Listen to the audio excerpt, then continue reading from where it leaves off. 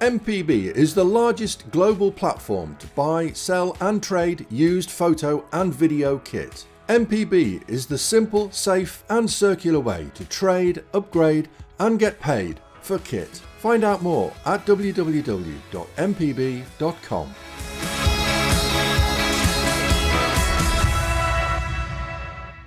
Hello and welcome to the New Look AV Forums podcast for Monday the 13th of February. I'm Phil Hinton. Joining me tonight are forum regulars and podcast regulars Ed Selley, Ian Collen, Julian Scott and Martin Duke. Good evening, guys. Hello. Hello, Phil. Right, so this is what we're going to call the main podcast, the AV Forums podcast. This is where we cover hardware for home cinema, hi-fi, TVs, calibration, all that kind of jazz. We're going to cover everything in this podcast. We're aiming to be 90 minutes long, and we're going to split the podcast into different sections as we go through. So there'll be a TV section, a home AV, home cinema section, and of course, hi-fi. So that's the plan tonight. So this podcast will stick to its regular time of 7 p.m. every second and fourth Mondays of the month. The movies podcast is moving to its own slot on its own Monday evening. You probably saw it last week.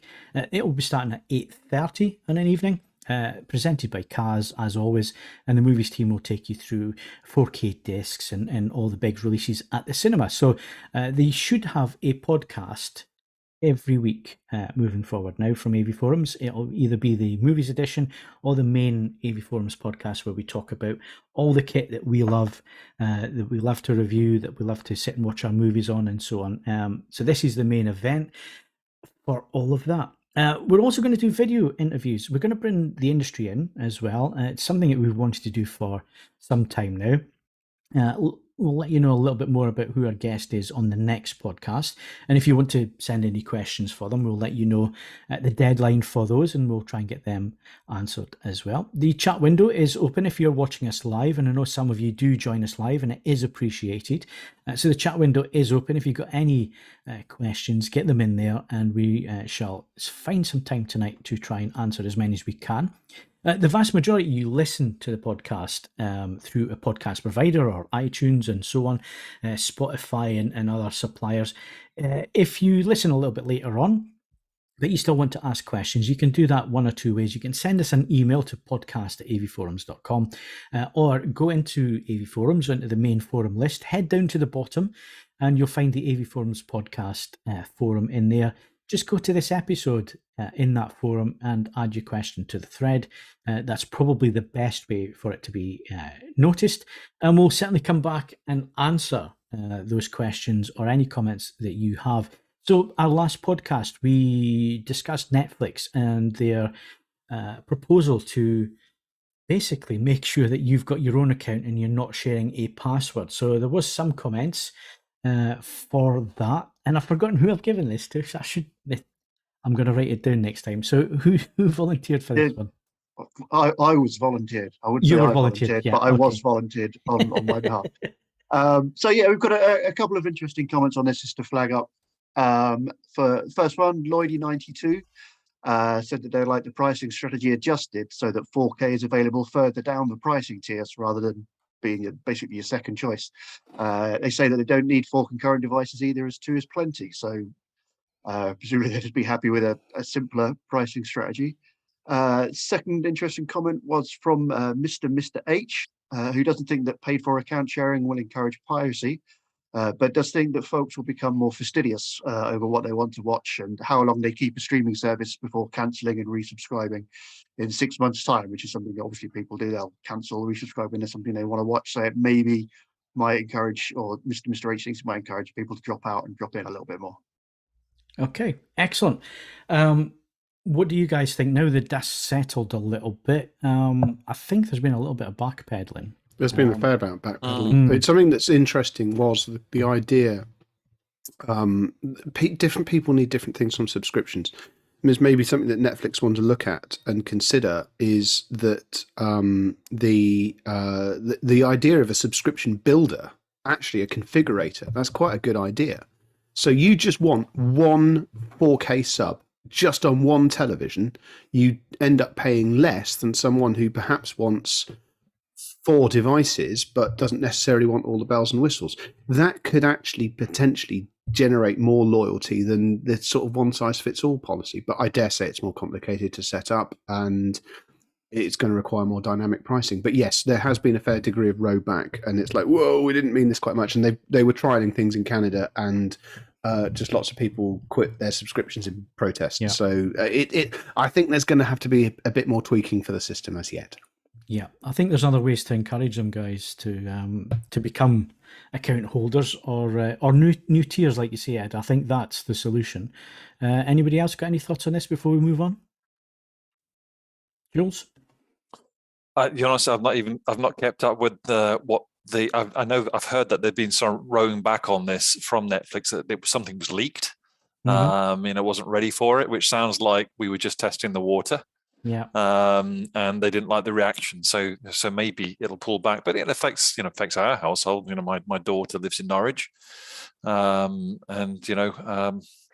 so she would have to probably buy her own account, wouldn't she? I don't know.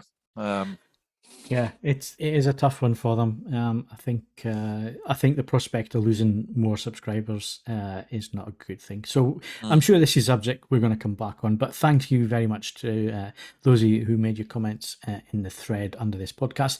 The other subject was 8K. Is 8K dead? No, 8K is not dead. That's not what we were saying. But it's certainly been delayed, and it's certainly not going to be as big and flashy a push as 4K has been. So there's a few comments there, Jules. Yeah. You need to pick up on a couple of those. Yeah. So Rooster thinks 8K is dead in the water and is just a marketing tool since there is not enough content. Lack of content's a big thing. Well, when 4K was launched, there was no 4K either. Remember Sony pushing 4K panels before there was anything available. Captain Ron agrees it just feels the more is better aspect of human nature without making any appreciable difference, and sort of connected to that, there's also comments that Nuri58 says that there's a limit to what the eye can see in terms of resolution on moving images, topping out well before 8K comes. And he also notes the high energy costs, and that taps into the EU and what they've been conjecturing. I think the 8K Association say that basically the energy limits that the EU are planning to impose are so low that no 8K TV or micro LED TV, for that matter, could actually pass. Along similar lines, THX1138 UK says that it's pointless for TVs, but makes sense for specialist monitors, large space of training simulators, and Ebo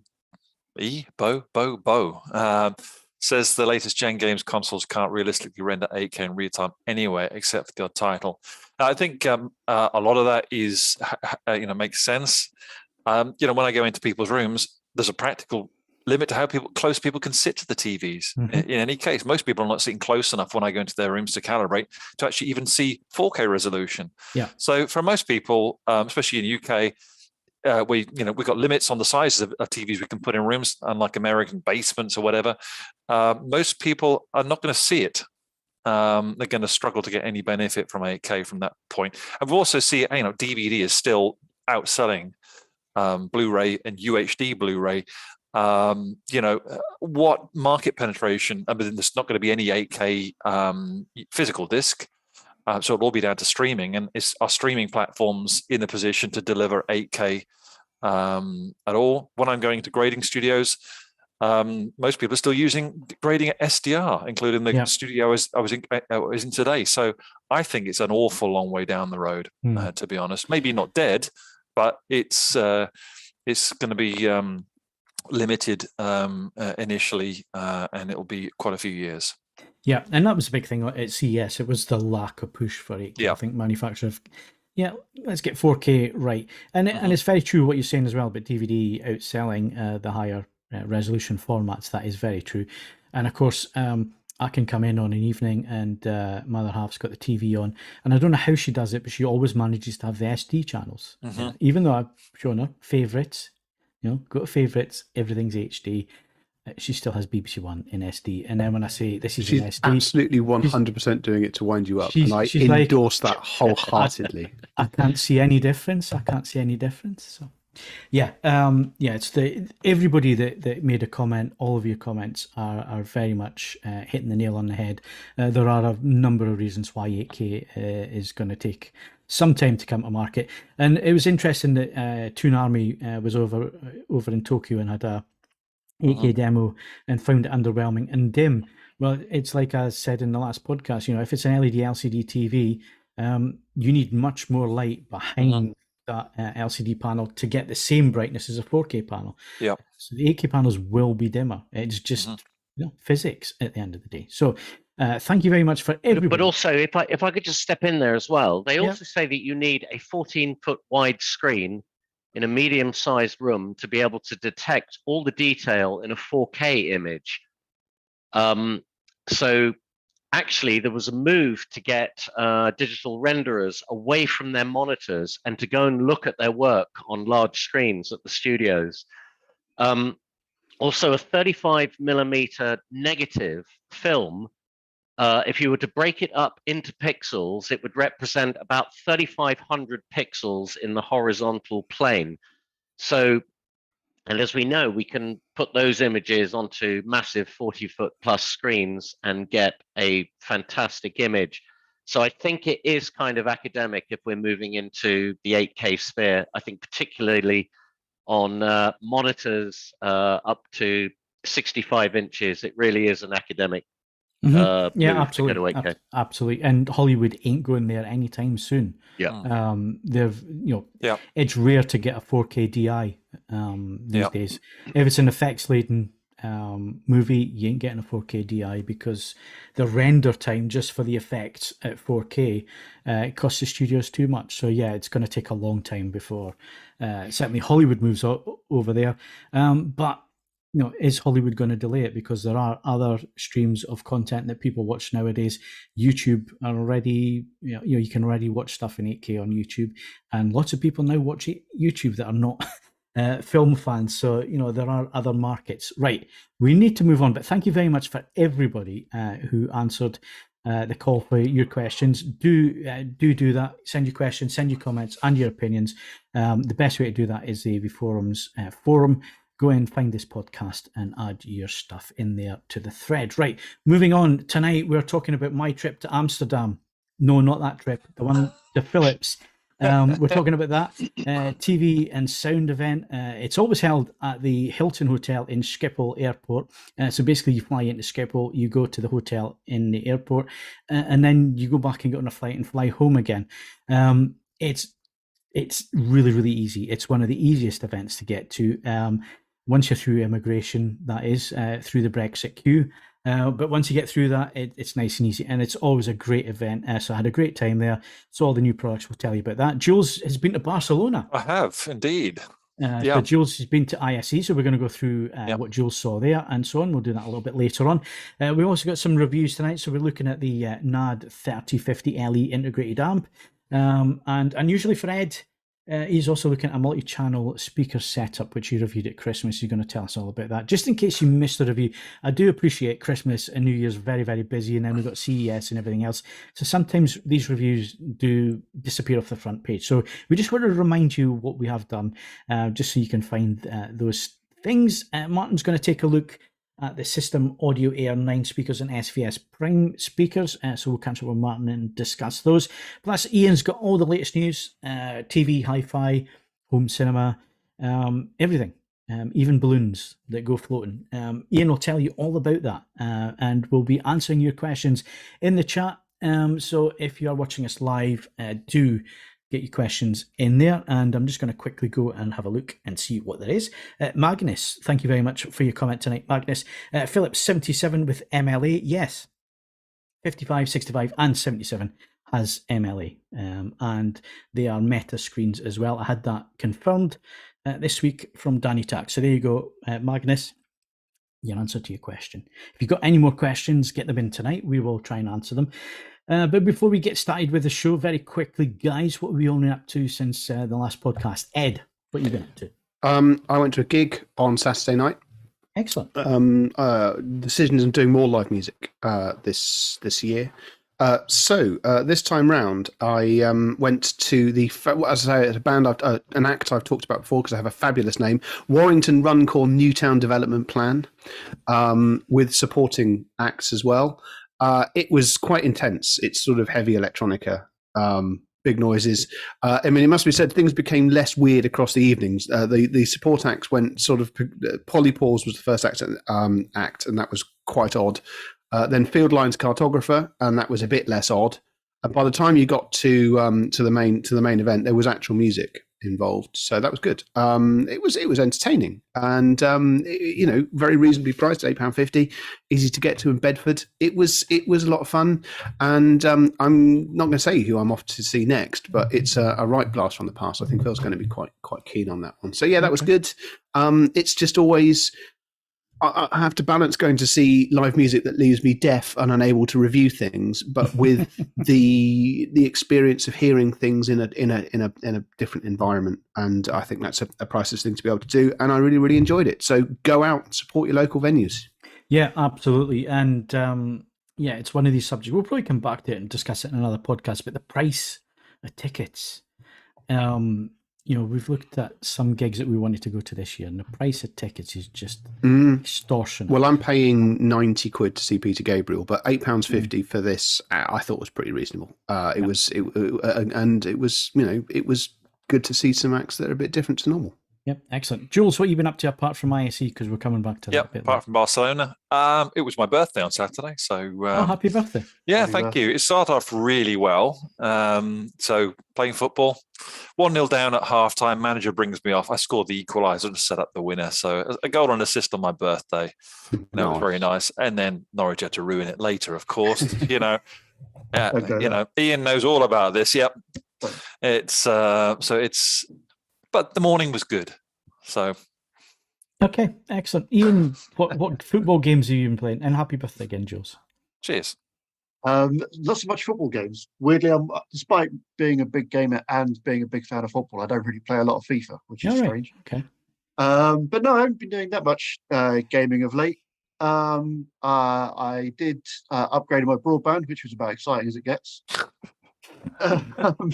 And I have actually been making a bit of an effort to get out of the house as well. Because I all during the winter, I kind of make an excuse that it's too cold, that it's too dark, and it might rain, so I never go out and do anything. So I've put the controller down a little bit, not gone overboard because some new Power Wash Simulator DLC has just dropped, so I can't commit. You've not moved on to Carpet Cleaner Simulator.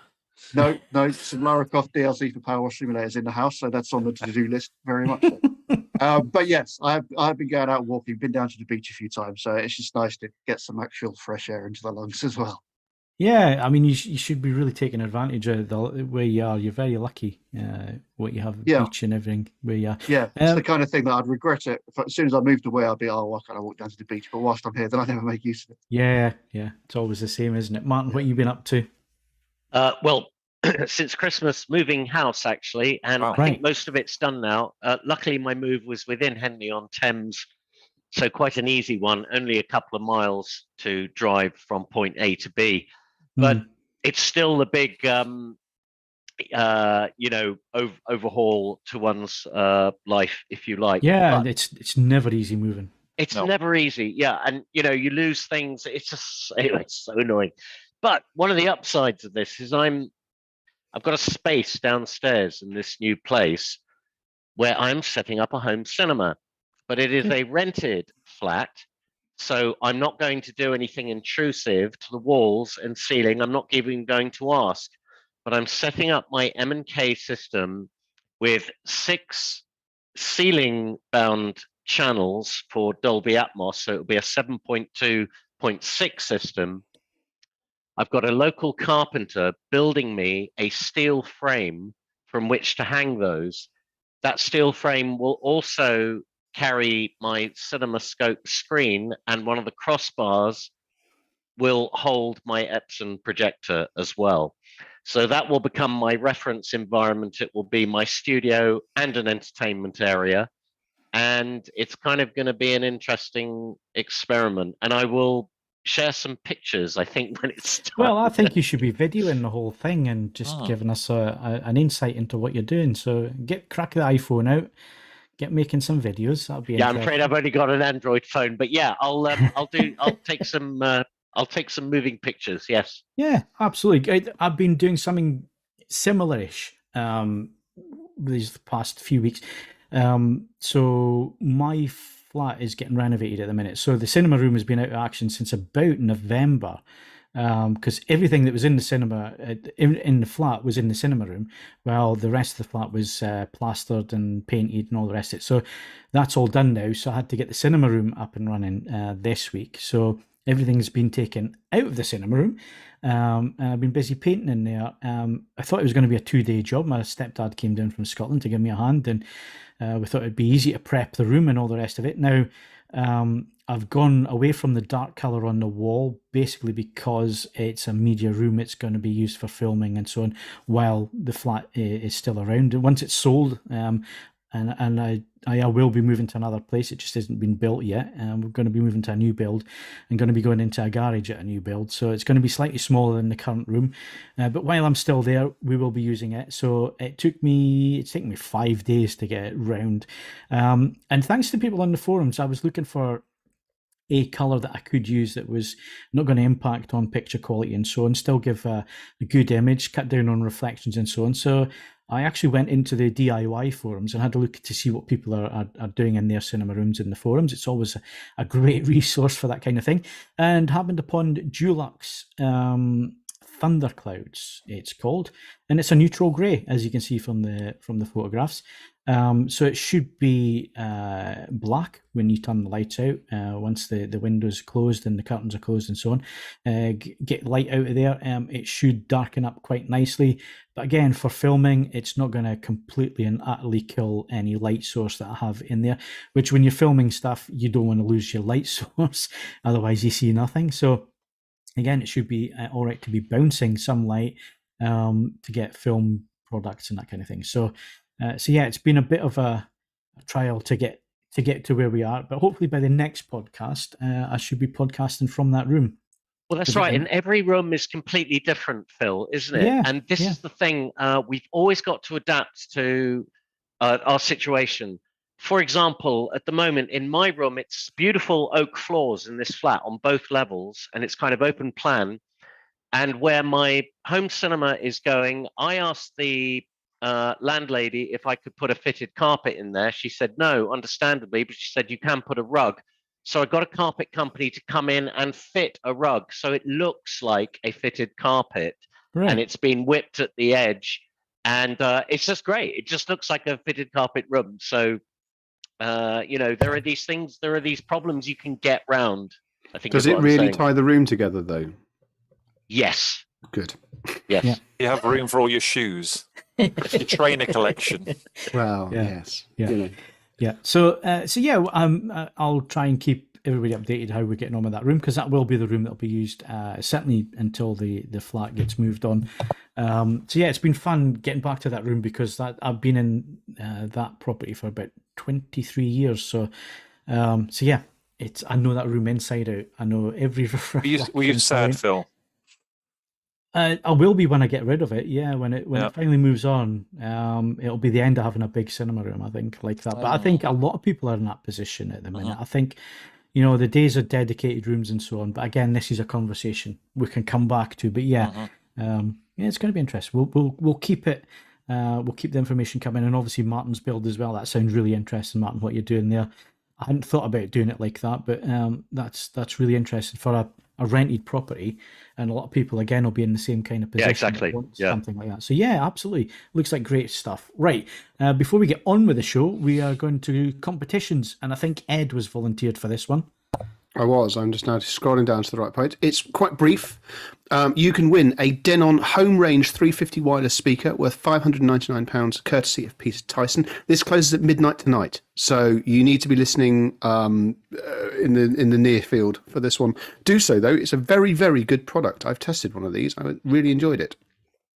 And you can also win a Sony ZV-1 camera worth £519 from MPB.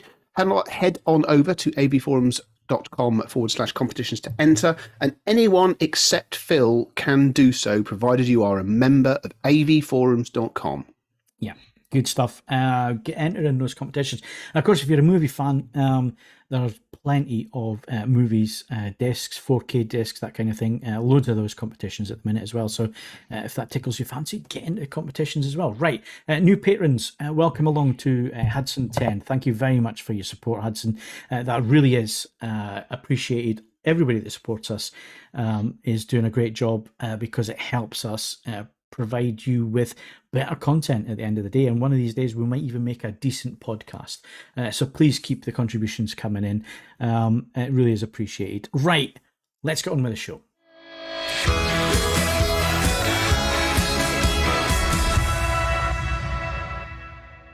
Okay, so like I say, we're going to split things into different sections just so we can keep the conversation in the relevant spot. We're going to get everybody involved in these kinds of things, but the first one is TVs, and quite a bit of TV news at this moment in time because all the manufacturers are telling us what's coming up this year. We have another event happening next week that I can't tell you about. It's under NDA, but we'll be able to tell you maybe by the next podcast. I think it might actually be March until we can tell you what's what, but everybody's coming up with their models now. If it wasn't announced at CES, they're certainly announcing them now. And last week I was in Amsterdam for the Philips event. Like I say, it was held in the Hilton Hotel at Schiphol Airport. It's a regular thing until COVID hit, obviously. And it's one of those events that happens over 2 days. You fly in day one. There's a press conference to tell you about what the models are coming up in terms of TV and sound. And then they take us all out for dinner. It's a European-wide thing, so Philips provide the transport and the accommodation, obviously, at the Hilton, and bring journalists all over Europe to the event. The dinner, it's not a sit-down dinner. It never has been a sit-down dinner event. It's always something a little bit different. And this year it was in a circus tent with lots of little eatery places, lots of drink, lots of partying, lots of loud music and flashing lights and confetti and everything else. It was an excellent night. And then the following day, with a bad head, you have to sit through 5 workshops explaining all the technology. So they get the right way around, get the drink in first and then sit everybody down in these little lectures about the products. But it's great fun. It's always great fun. And there's some big products this year and some big products missing this year, or certainly not on the radar this year. So the first thing is there's no QD OLED. Danny is looking at prototypes. He said that in the interview that we did with him just before Christmas. They do have the prototypes in. They are looking at it. This is something that I will ask him a little bit more about. We are going to interview Danny. He's going to be on the next AV Forums podcast, so the 27th of this month. For that, if you've got any questions that you want to ask, having gone through the news stories that's on the forums, gone through the threads and so on, we've confirmed that a number of things like MLA will be and Meta will be on the 77-inch 908. So if you've got any questions like that, then get your questions in, and we'll certainly put them to Danny. Now we're interviewing him on Thursday, so you're going to have to be quick. You have to get your questions in by Wednesday evening of this week. So that's Wednesday the 15th. So get your questions in. And if they come in time, we will certainly ask them and get Danny to answer them. But like I say, 2 models have been announced. So the OLED 808 and the OLED Plus 908, both these Ambilight TVs. Obviously, OLED 808 is it's a second tier TV. It's more wider market. The 908, the OLED Plus 908, is the one with the Bowers-Wilkins sound system. This time it's incorporated the same as the last year's 907.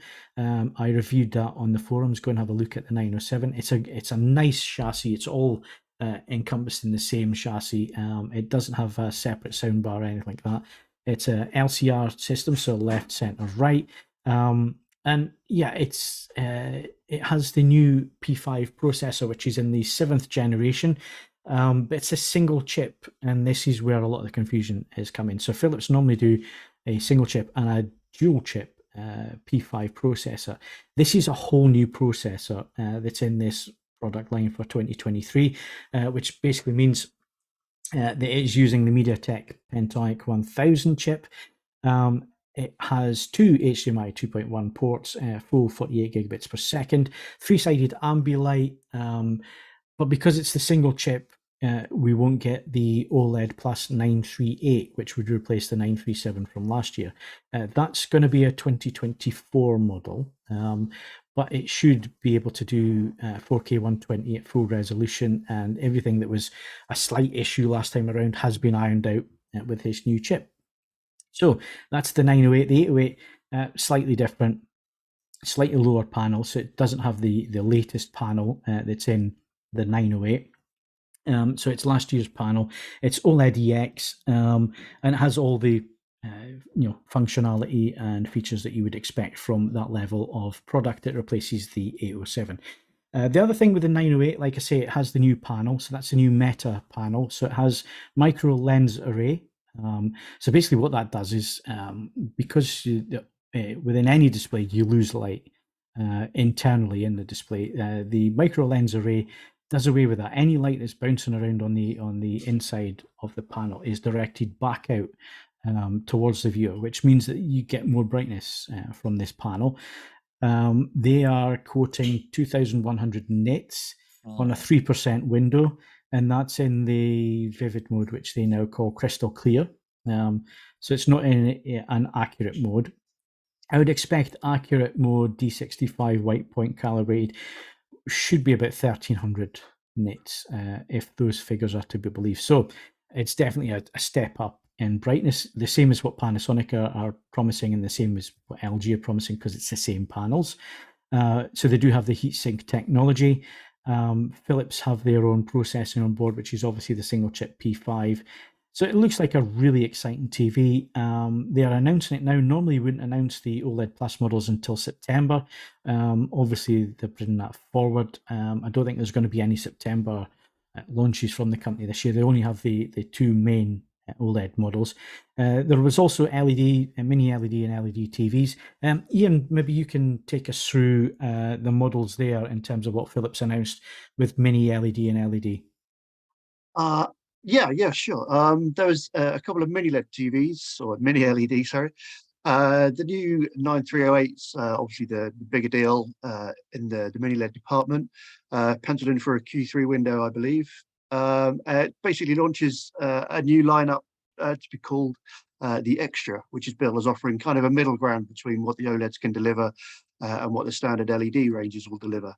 It's got the same P5 processing chip as the OLEDs. The 9308 comes in 55, 65-inch sizes, offering up to 1,000 nits output, and the 9308 also gets a Bowers & Wilkins sound system with a 2.1 channel system built in. As you'd expect, the 9008 is going to be a slightly scaled down version. They didn't give a great deal of details on it. From what I could see, you might have got more from the event itself, but it does come with a 77 inch option in place for the 9008. So if you want a bigger screen, that could be one to consider. Yeah. As for the LEDs, this is building on the existing the One range.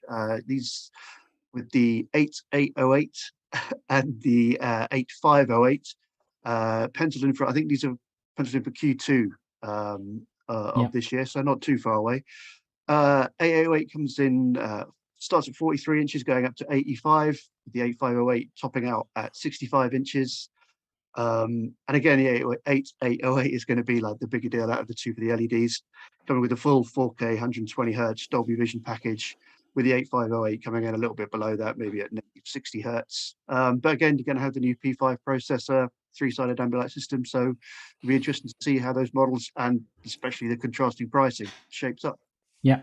And it's interesting, the marketing behind this. So you had the One. The One's been the best-selling TV for Philips. As you can imagine, it's the one that does everything for the wider consumer out there. Obviously, the higher-end TVs, they've got that plus with the OLED 808 and 908, OLED plus 908. So there was this gap in the middle, which is the extra TV. So it doesn't quite have all the high-end features, but also it's that little step up from the one.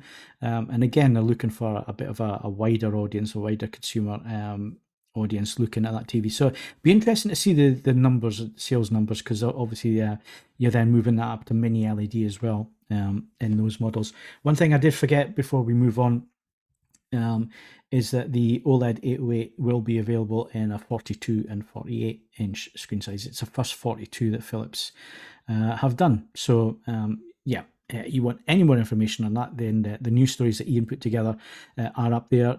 Like I say, we're going to interview Danny Tak this coming Thursday. That interview will go out in the next TV Forums podcast on the 27th. So if you've got any questions on the new range of TVs, or you want to know a little bit more about the Pentonic chip that's in there, the P5 processor, why there's no QLED, QD OLED this year. Did I say QLED? Sorry, QD OLED. Why there's none of that this year. Get your questions in, because we'll certainly be asking those to Danny. And like I say, 27th of Feb, we'll have that interview. Right.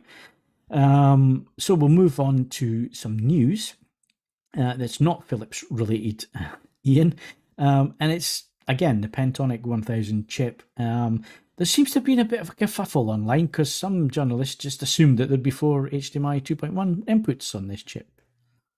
Yes, yeah, and in their defense, when the product was first announced on the MediaTek website under HDMI 2.1 ports, it did say there'd be 4 of them, but that's now been corrected just as an unspecified number. Because, yeah, I mean, the assumption was, based on those listings, that the 4 HDMI ports would be HDMI 2.1, but yeah, it seems that it has been slightly exaggerated. I think some of the confusion might have come down from the fact that, because in order to receive HDMI 2.1 certification, you only actually need to deliver one of the many features that HDMI 2.1 delivers, which includes dynamic HDR, eARC, variable refresh rates, auto low latency mode, all those kind of bells and whistles that come with it. So, I mean, I don't know the specifics of what these ports will deliver, but obviously the big one that a lot of people will be after is the 48 gigabytes per second bandwidth, which helps facilitate things like 4K 120 hertz, which is going to be a big deal for gamers and many other people. But it turns out that, or the assumption is now, that the Pentonic 1000 chip, of those 4 HDMI 2.1 ports, only 2 of those will support 48 gigabytes per second, which is obviously going to make a big deal to those people that were expecting 4 full fat HDMI 2.1 ports. Which does, I mean, it's not exactly a loophole in the system, because as far as I'm aware, the certification process has been around for a while. But I think part of the factor is that HDMI 2.0 certification has been pushed aside. So there might be a chance that 1 or 2 manufacturers might push the luck a little bit by pushing what would have previously been billed as HDMI 2.0 ports as HDMI 2.1. So you just need to check the small print to make sure what you're getting. Check the reviews, because we measure each of these ports. We'll tell you exactly what they are on the TVs. But yes, there was a bit of confusion. The rules were changed. I think HDMI.org need to kind of look at themselves a little bit in terms of what it is that they are now suggesting. So what they're suggesting is that if a manufacturer has, I don't know, 1 HDMI 2.1 port of 48 gigabits per second, and the other 3 are not, they're just HDMI 2.0, they can say that it's full bandwidth. They could have 4 HDMI 2.0s with EARC activated, which can be done on 2.1 ports, but call them 2.0 ports, but call them 2.1 ports. And you could have a consumer buying a TV thinking they are getting something that they're not getting, which is a bit naughty from the standards compliance side of things. They've changed these rules. But again, MediaTek, they take some of the blame here. They put out a document online that said you would get 4 HDMI 2.1 ports with the Pentonic 1000 chip, and that is not the case. It's 2 ports.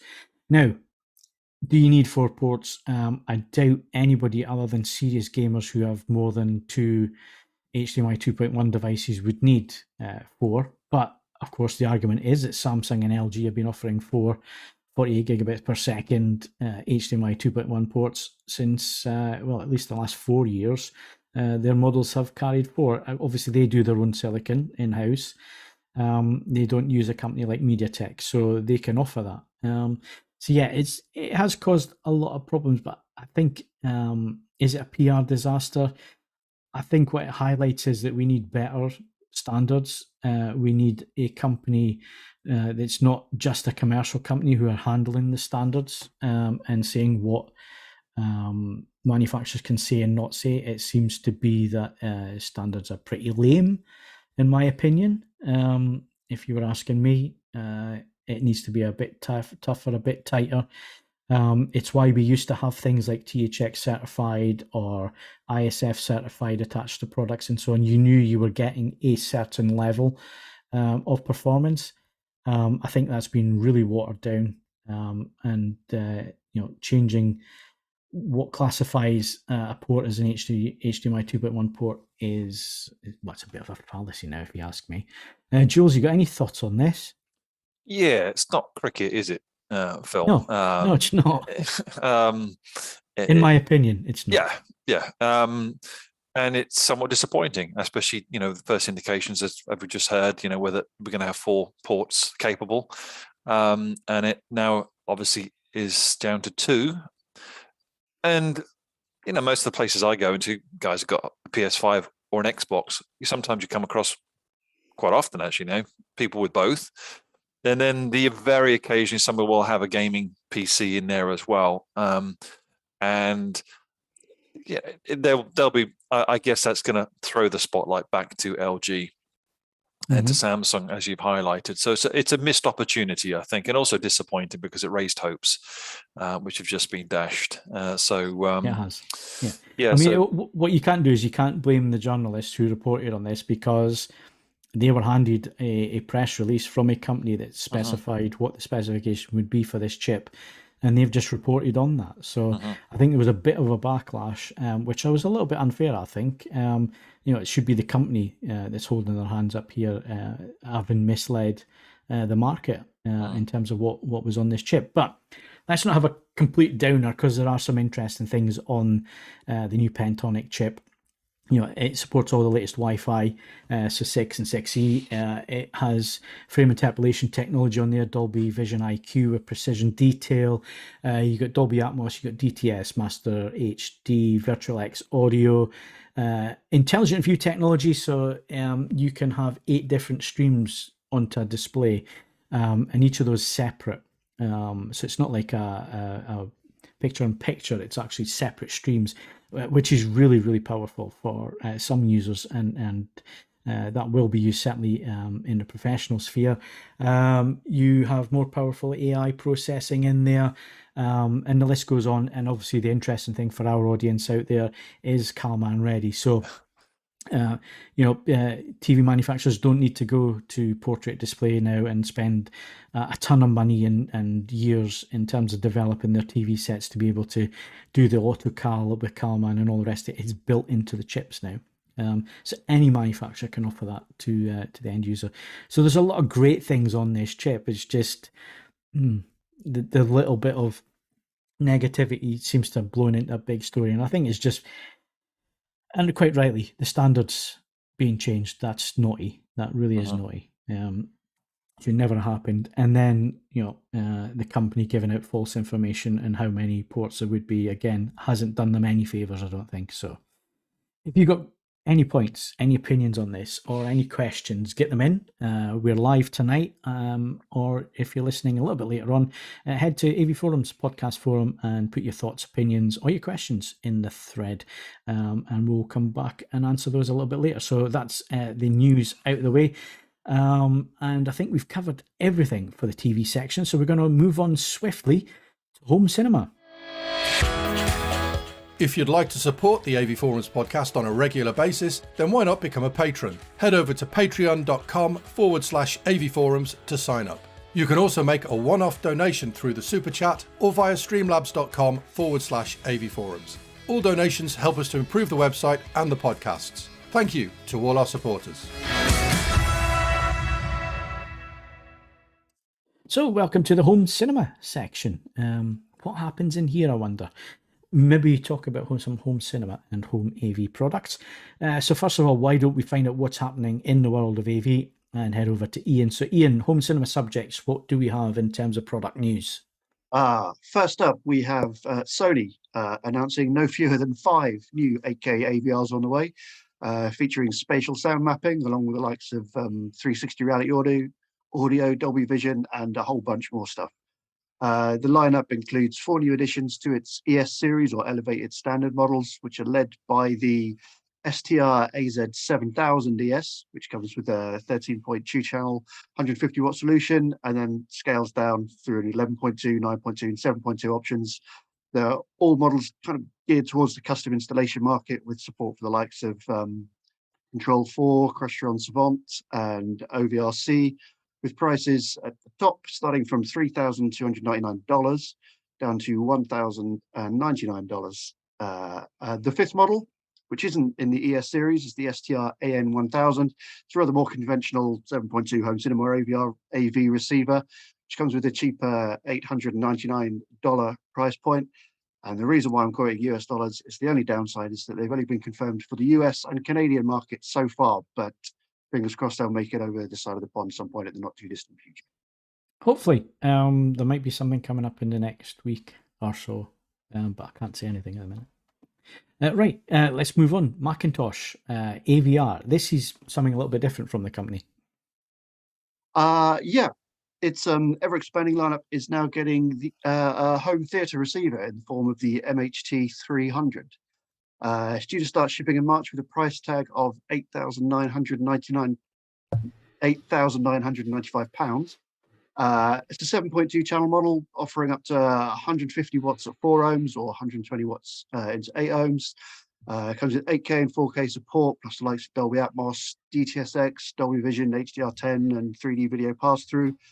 Also comes with direct live room correction. It's got 7 32-bit DACs and a bunch of other features, which we include more on the website if you want to find out more.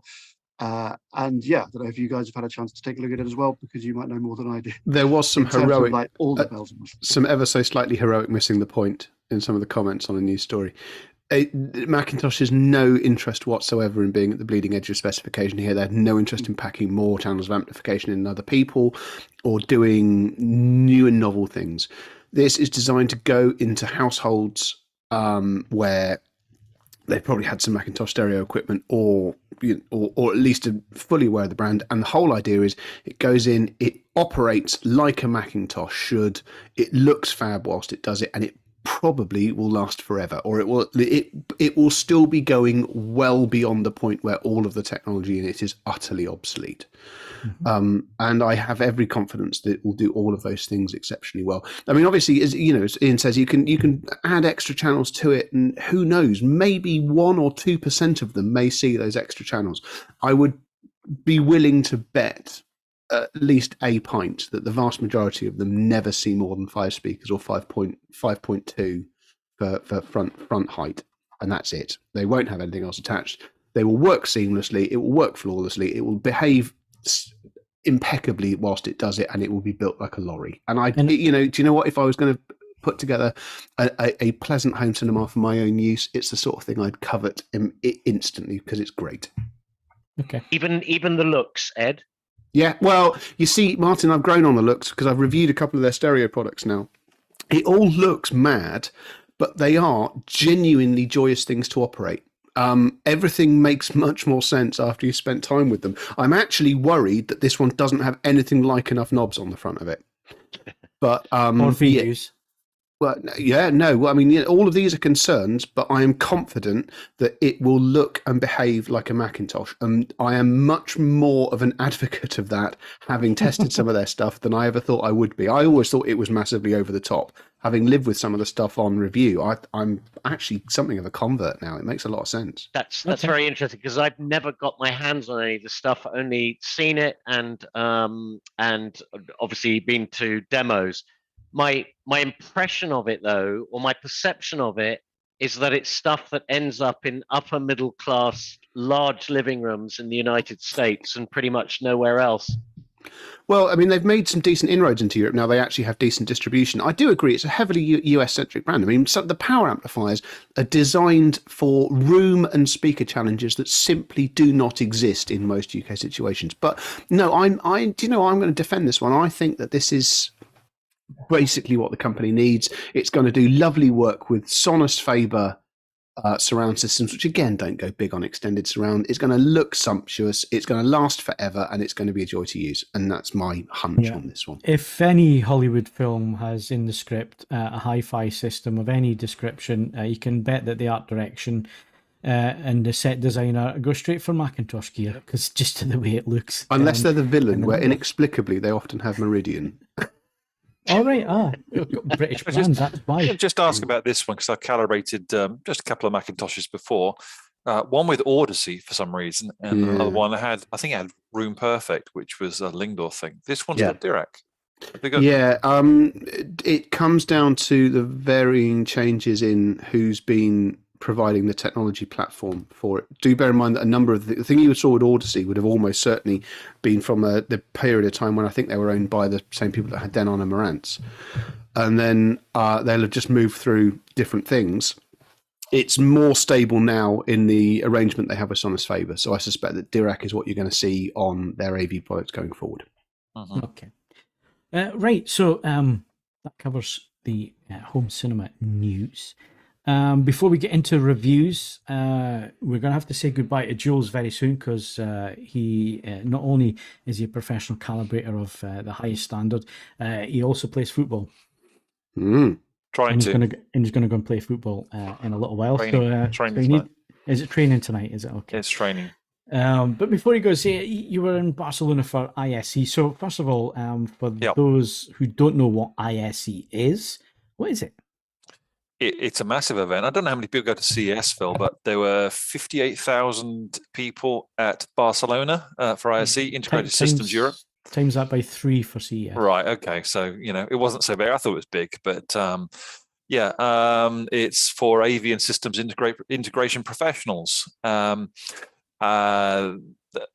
Things of interest this time around, there was almost nothing on the display side of things. LG displays were, Sony were there. Samsung were there.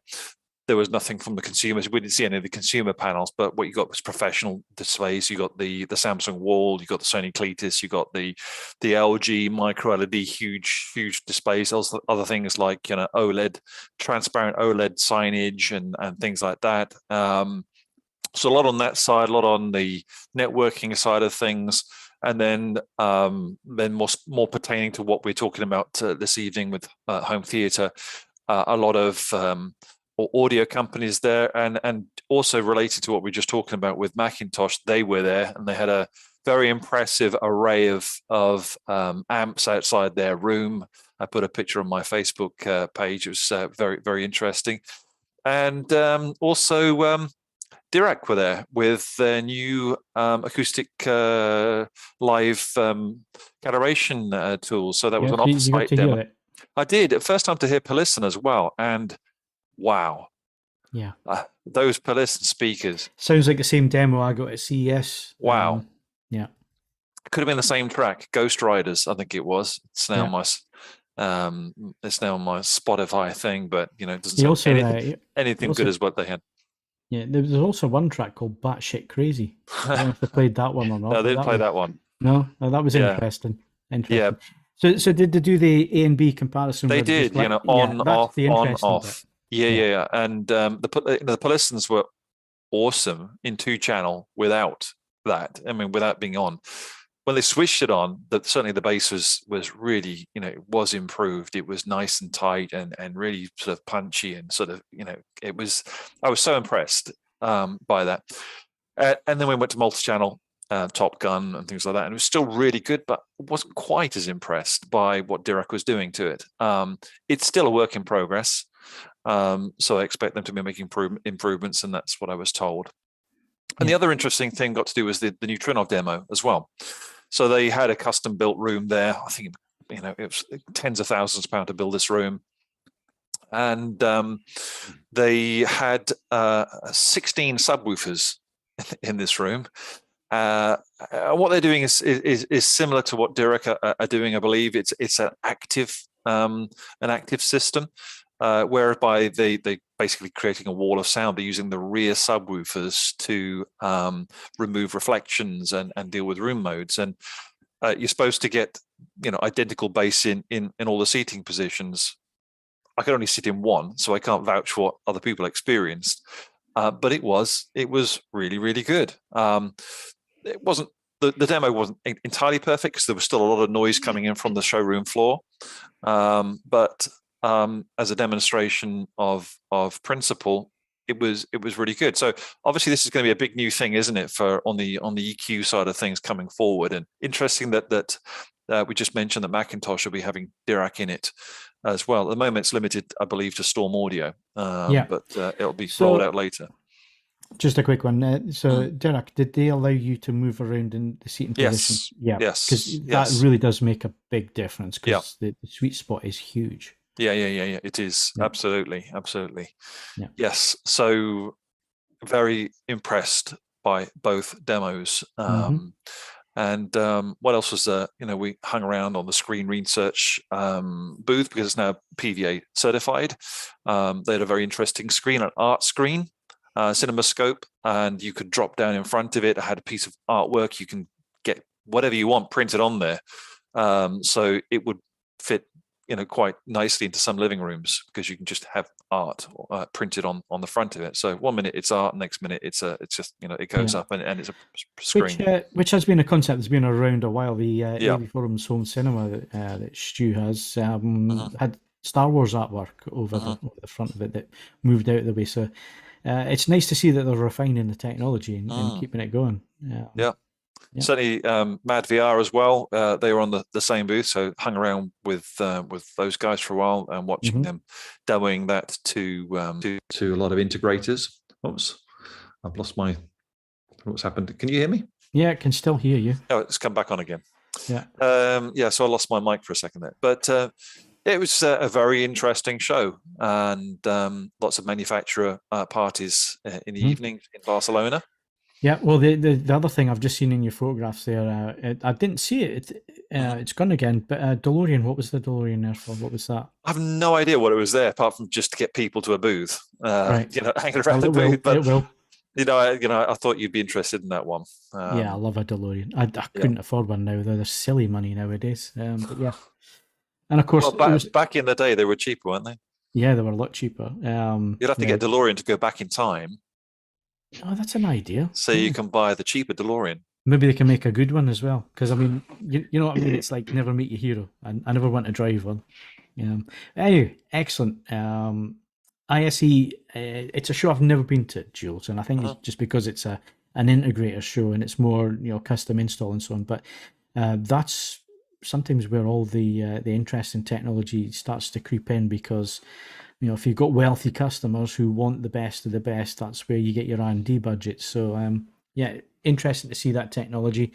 But also, Phil, I would just say as well, ISE goes into other vertical markets as well. So it's there are exhibitors there in the education game and in business to business. Yeah. I think Cedia co-sponsor it, don't they? It's partly Cedia. Yeah, because Cedia don't have a Euro show anymore, do they? They don't have they used to have a UK thing in London, but that's right. That disappeared a number of years ago. It's now just the US show. So okay, so that's they're obviously attaching themselves to ISE then. Excellent. I may have to go one day and have a look. I've never been, and the thing is, it used to be in Amsterdam, didn't it? And it did. It outgrew Amsterdam.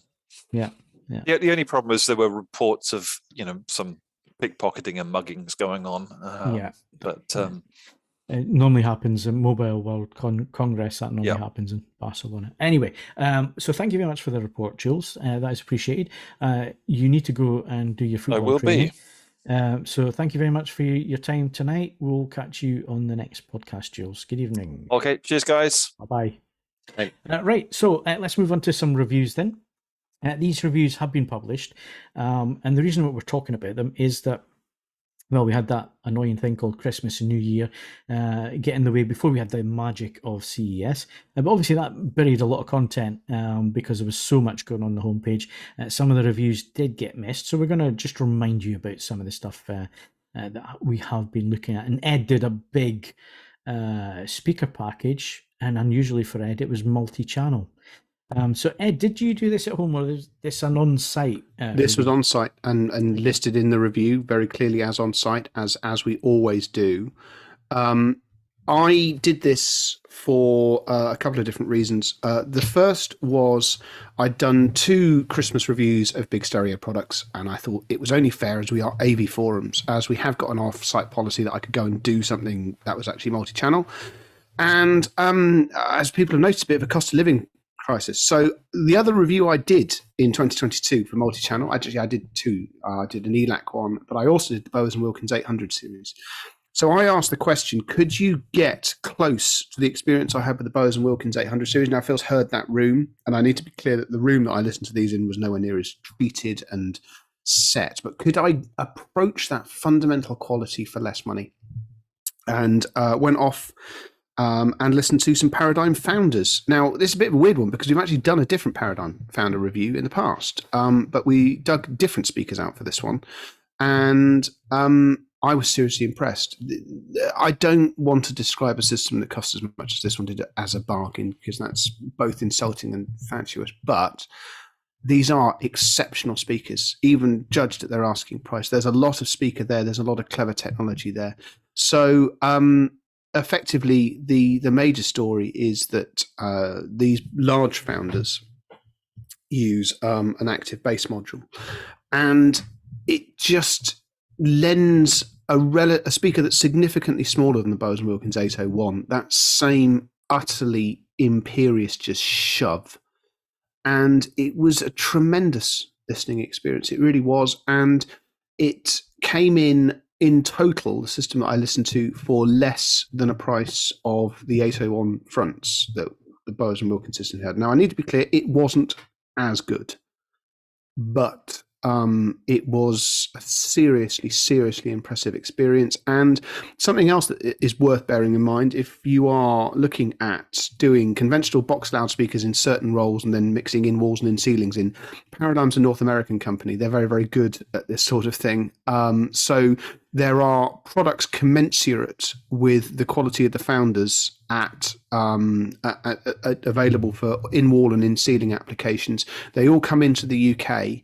I would say that there's not a lot I can think of at the money that these speakers are going for, even after a recent price rise, that combine the obsessive attention to detail with some really clever material choices and the fact they're built like lorries. I mean, they are. I wouldn't want to lift them up and down stairs, but I dare say that you could probably, which is one of the reasons why it was an on-site review. Oh no, absolutely. I mean, my house, the house I live in now is simply not up to the task of testing any multi-channel, let alone something this size.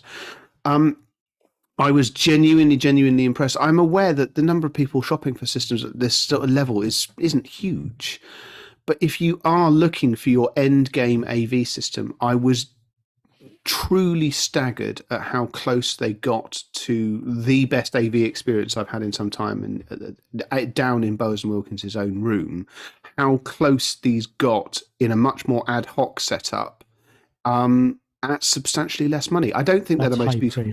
I don't think they're the most beautiful speakers going, and that may or may not matter to you. But nevertheless, I was genuinely impressed. And Paradigm's pedigree in this field is impeccable, so they know what they're doing. And if you don't want to go full fat, the size of the system that I listen to, if you look on the site, you will find additionally a review of the smaller Founder LCR based system, and that will, you can mix and match to your heart's content with in-wall and in-ceiling options. I do feel it was a decent Christmas review because it was something of a stocking surprise. Yep. That's high praise. Putting them up against that, you get very close for a lot less money. But it's still serious dosh though, Ed, wasn't it, with the system you tested? Yeah, it was. It came in, I believe, in the region of 20k. 20k. And obviously, the company that brings in Paradigm also brings in the Anthem stuff, and they don't give that away either. But, this is where the serious business in AV is being done these days. I mean, affordable AV is something of a fringe interest these days. We have to be honest about this. This is where the business is, and this is a serious contender that if you are looking for an end-game AV system, you do need to check these ones out. Yeah, excellent. Right, so going from one end of the market to the other very swiftly here. And again, these reviews are up on the site. They have been for a while. Get yourself along and read them if you are interested in these. Like I say, they did kind of get buried round about the Christmas period. But Martin, you had a look at SVS's new Prime Wireless Pro speakers. Yes, that's right. So just tell us a little bit about them, price point, and what they're aimed at. So £1,000, $999. If you were to buy them stateside, you'd pick them up for about $735 at current exchange rate. That's not atypical, but I think that's been exacerbated as well, post-world events. But I have to say, I loved this pair of speakers. They're powered rather than active. So actually only the right speaker is the one that does all the work in terms of amplification and crossover. So the link is via interconnect to the left speaker. But I thought in terms of performance, they were fantastic for the price point. Excellent bass extension, but not just great bass extension, but controlled bass extension, and a facility to crank them up loud as well. So they're great party companions if that's what you would choose to do with them.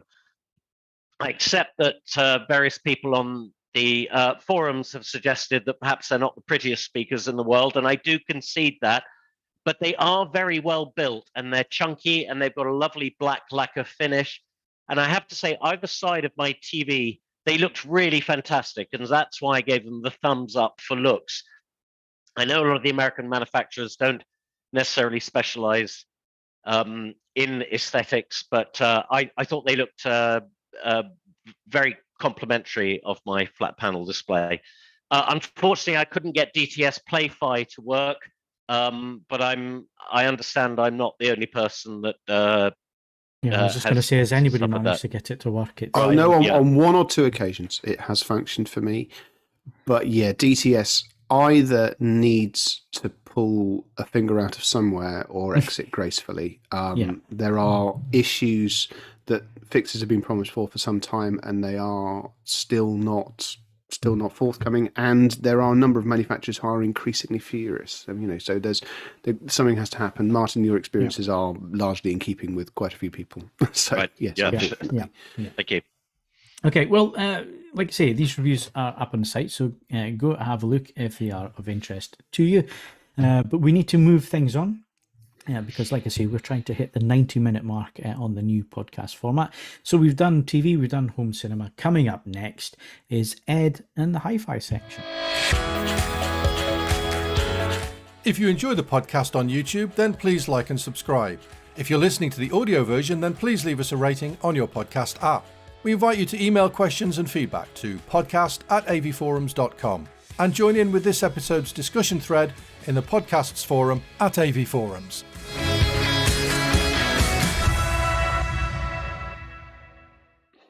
Right then. Okay.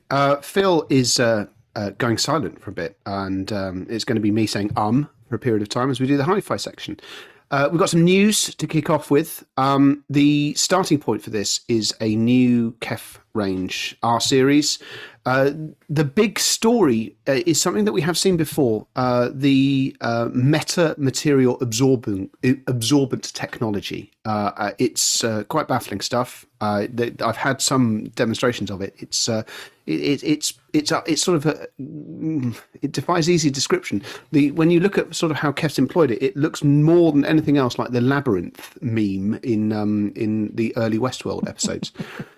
Nevertheless, what it's designed to do is prevent unwanted information coming back through the driver and muddying the sound. And we've tested the LS50s in their passive and active variants, which were the debut point for this technology.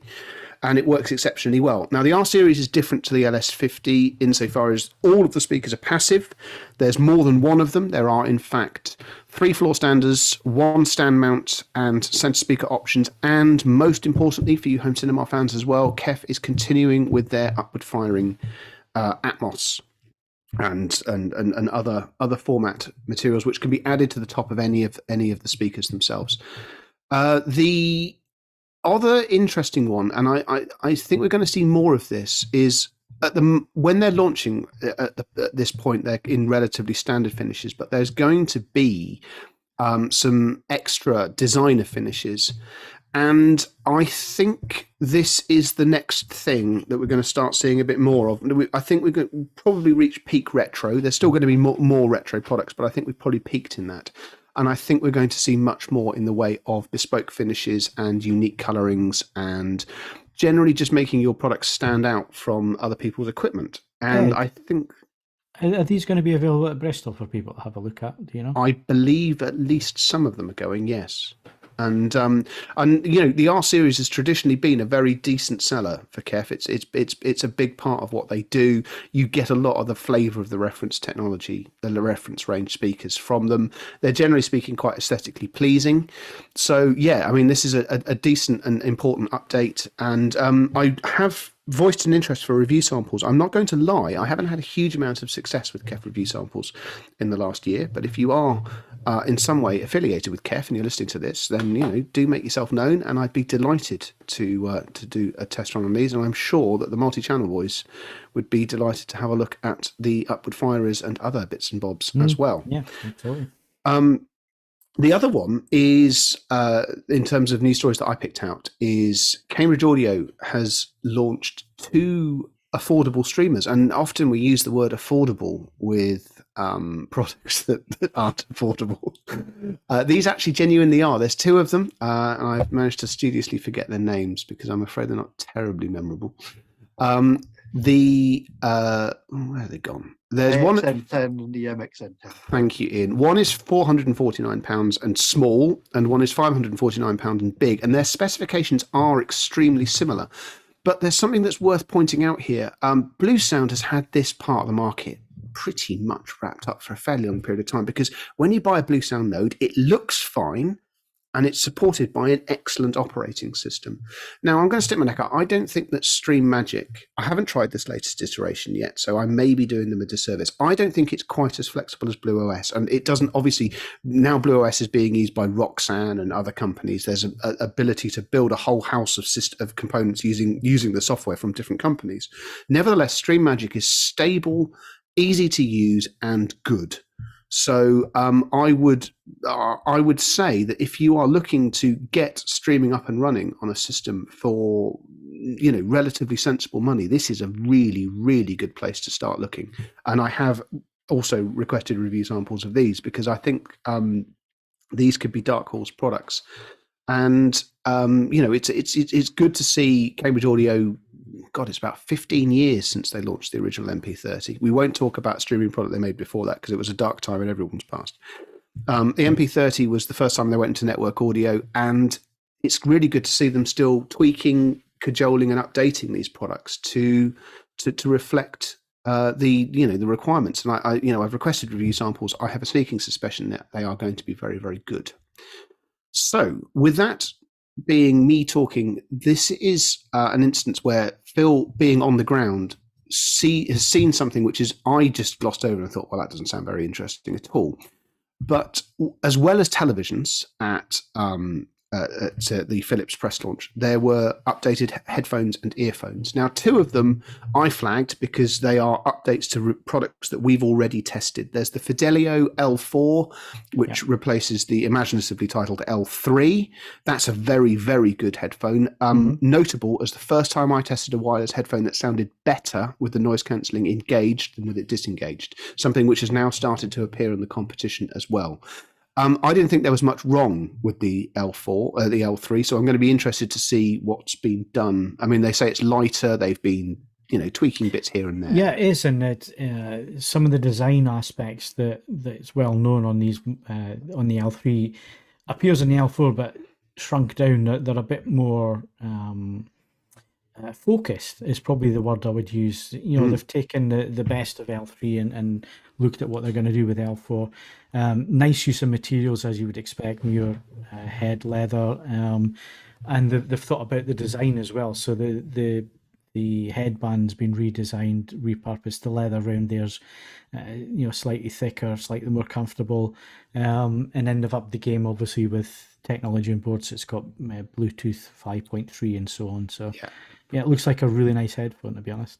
And then the earphone has also been updated. So that's now the T2 earbud. And the thing that Philips has done that leaps off the page and should have everyone rejoicing, the T1 was excellent. It is excellent. I still use them from time to time, but it's an absolute whopper. It's one of the largest true wireless earphones I've ever seen in my life. It's like sticking a Brussels sprout into each ear. When you see them next to each other, Ed, so I had the opportunity, there was one of the workshops was the design workshop, and obviously talking about how they've designed the product. And when you see the two of them sat next to the T1 to the T2, you wouldn't think it was the same family line ahead. The T1 is massive in comparison. I know. I mean, it's a cracking product, but it was a bit of a this. If they've corrected the major thing that stood out as being a bit iffy about the T1, then this could be an absolutely sensational bit of kit. And I will request a review sample. I mean, because it feeds into everything. Obviously, the T1 is a big lad, which means it's got a big case as well. You know, you need to have a significant pocket to accommodate the T1 case. So if this case has shrunk down, and they say they've done all this whilst increasing battery life, so all signs point to this being one to watch. I'm more interested in reviewing this one than I am the L4. I mean the ceramic material as well that they're now using there obviously helps with the Bluetooth connectivity and so on, but it just makes it feel like such a nice product as well. They've really thought about it. And well, I mean, I'm really impressed. Philips has been on a bit of a run for headphones now for getting on 5-6 years. So I mean, it's good to see that they're at it. And then the last product, and I had we have our running order that we consult before these things kick off. I just decided to dispense with this, but it is tremendously interesting. And Phil's going to tell us more about it because he actually saw it. So again, I wasn't expecting a product like this, but obviously sitting through the press conference, this popped up. So it's a collaboration between Philips TP Vision and sleep scientists called Cocoon.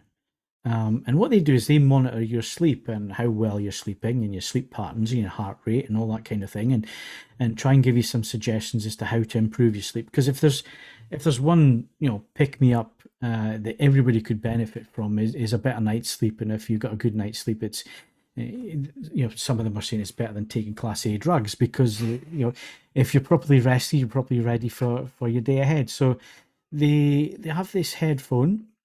It's the 7808 or the 7808, and it's called sleep headphones. Now, you would look at this and think, my God, what is that? Because it looks very, very strange. But basically, there is a section of this, and this is the first generation. This will advance, but it's brand new technology. So there's a bit that fits behind your head, which is the long piece in the middle. If you're looking at the photograph, if you don't have a photograph, there's like a large area in the middle, and then the actual wires to the headphones are actually fixed in a certain way, so they don't pull the headphone out of your ear when you're sleeping, because we've all worn headphones to bed at some point and had to take them off, because if you turn on your side, and I'm a side sleeper, you can really notice that the earbud is in your ear, or you've got a cup over your ear or whatever. So these are designed to not be an issue when you're wearing them if you're a side sleeper or whatever. And it's designed basically to monitor your sleep. So what it does is it knows what stage of sleep that you're at.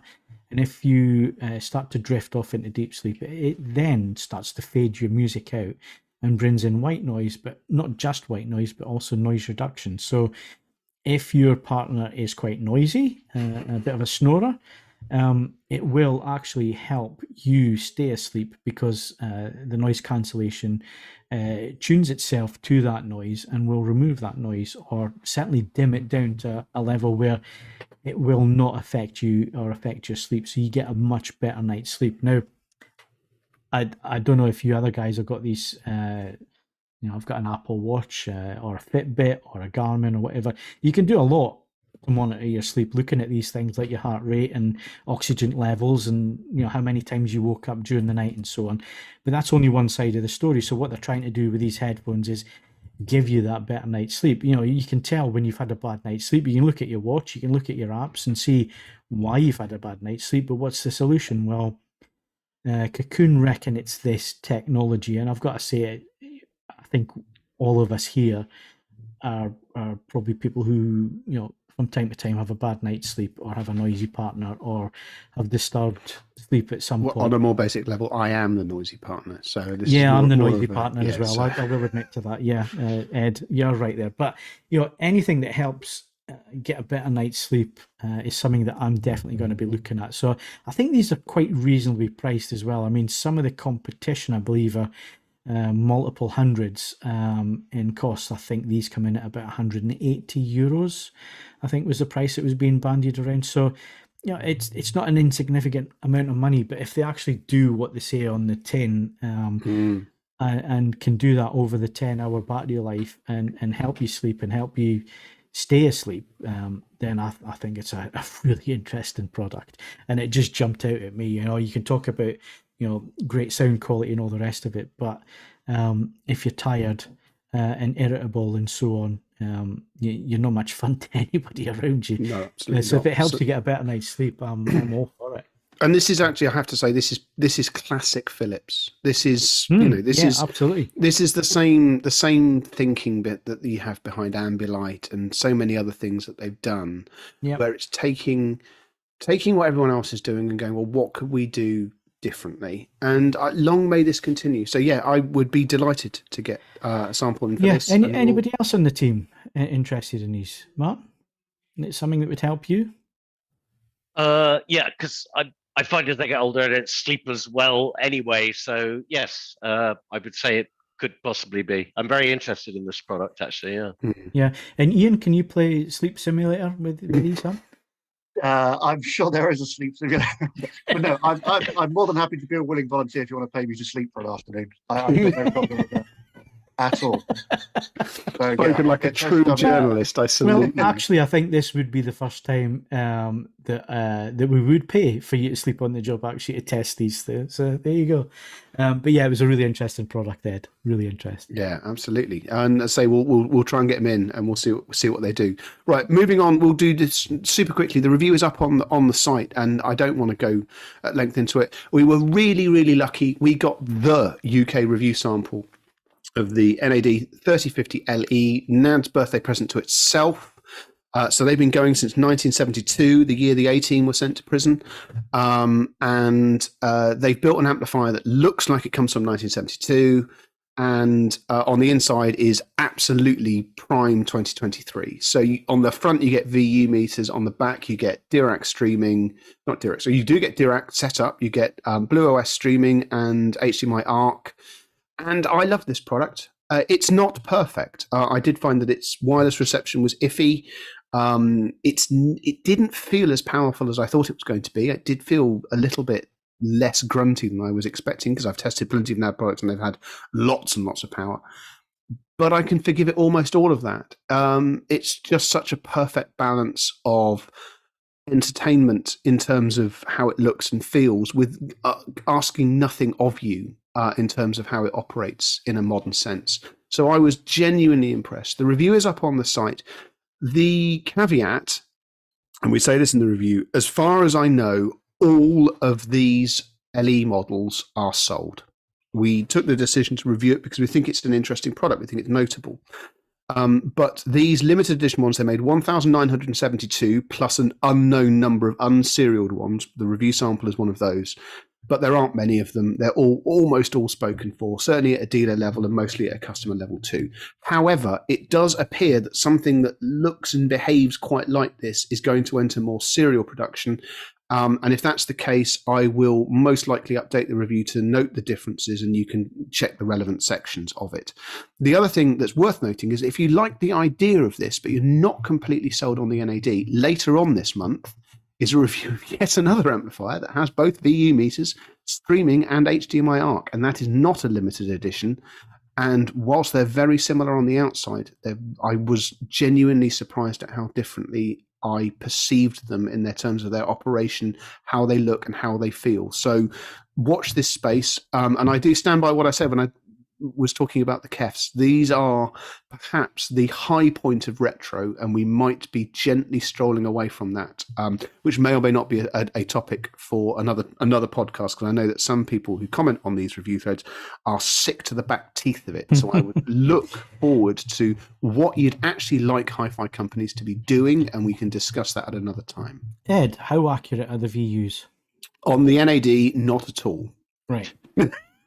Can we be honest on this? If the gold standard for VU meter accuracy is McIntosh and AccuPhase, the product that I've got here that has also gone through under the same time, that's got pretty decent ones. The NAD ones are largely decorative, and if you select the peak input, they just essentially go max and just sit there redlined at the end of the input display. But it's fun, it's theatre, and if you don't like them, you can turn them off. So that's all fair enough. And if you are looking for something a little bit less archaic, hang on a second, I've missed something. Before I hand over to Martin, apologies, Martin, just very quickly, not this Friday, but next Friday is Bristol 2023. We have been without Bristol for a couple of years. The last one was 2020. Many people would be delighted that we've been without Bristol for a couple of years, but we have. It's back. I'm going. It's now a hi-fi show, so if you are going in expectation of AV, don't, because there will be slim to none. Yeah. But the same unique aesthetics of the Marriott Hotel will be there. It looks like an excellent turnout of hi-fi manufacturers. I'll be generating a show report. If you do see me blundering around, make yourselves known. Buy Ed a beer.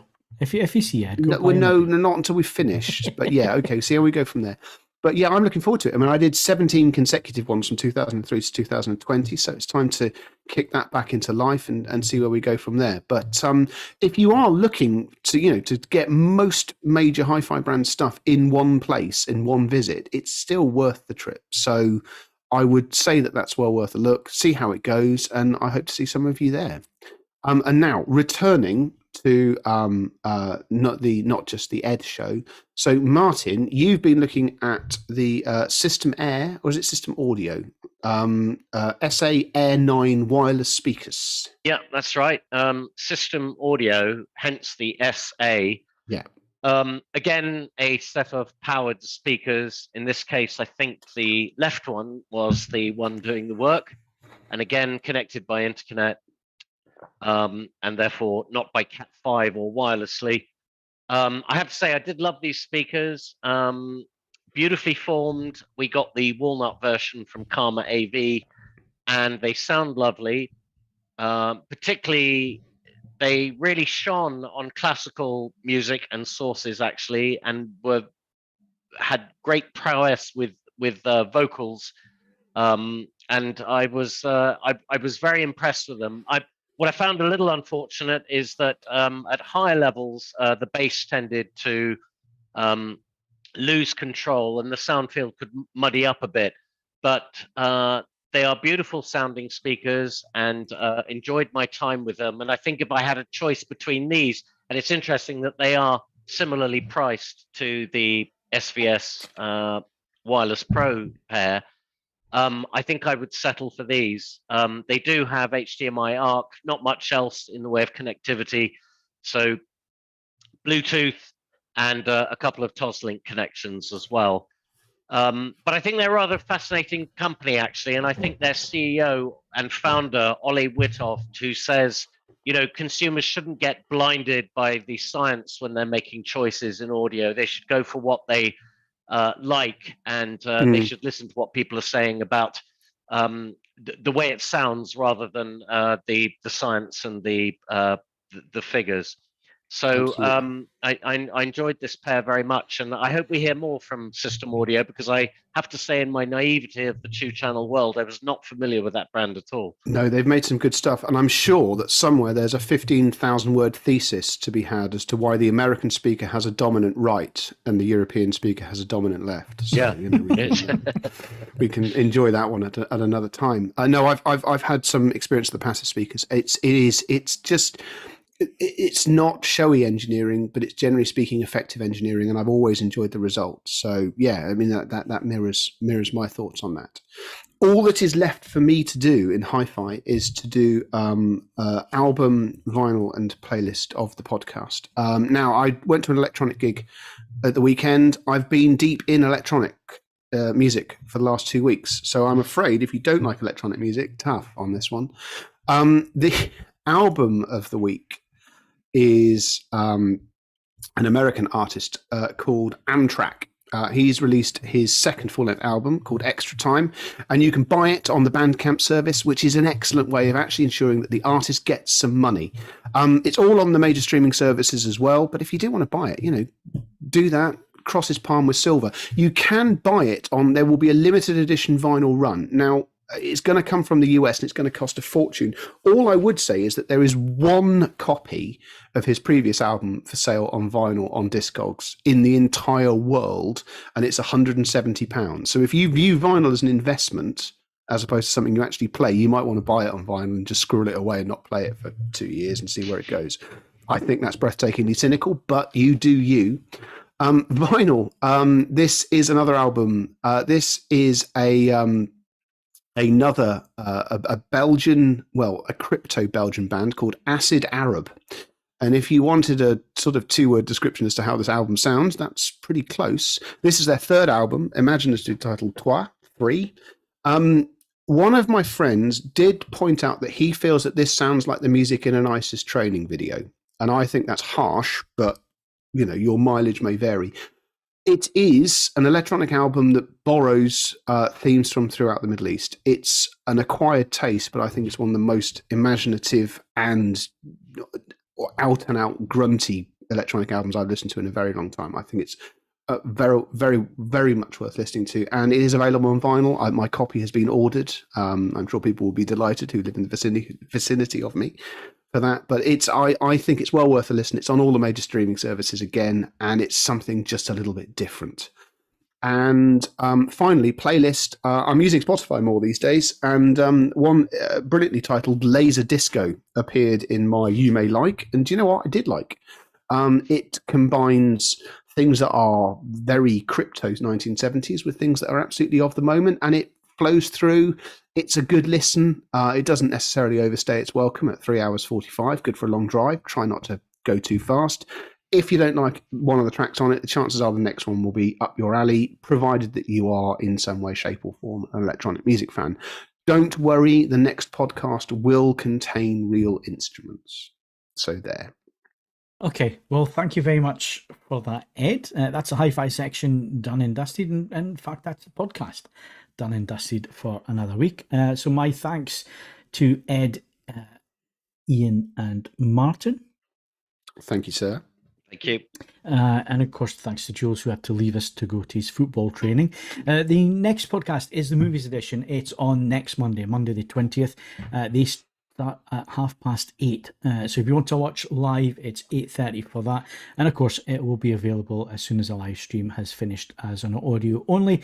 And this podcast, the main AV Forums podcast where we cover hardware, will return in 2 weeks' time. That's the 27th of February. Don't forget, we will have Danny Tack from Philips on that podcast. If you have any questions for Danny, then please get them in by Wednesday the 15th via the email, which is podcast@avforums.com, or leave it in this thread for this podcast, and we'll try and ask as many of those as possible. If you've enjoyed this podcast, then of course you can leave us a like, you can subscribe, and you can do all the things that you would normally do. And of course, Twitter, Facebook, Instagram, bookmark AV Forums, all the usual social stuff. You know what to do with those. It'd be great if you gave us a follow on all of those. And of course, if you listen to us on a podcast provider, if they allow you to leave a rating, then please do consider that. And I think that's about it. So I'm Phil Hinton. Thank you very much for watching and listening. And please give us your feedback on this new podcast format. What do you think? We'll catch you for the next one. Good night.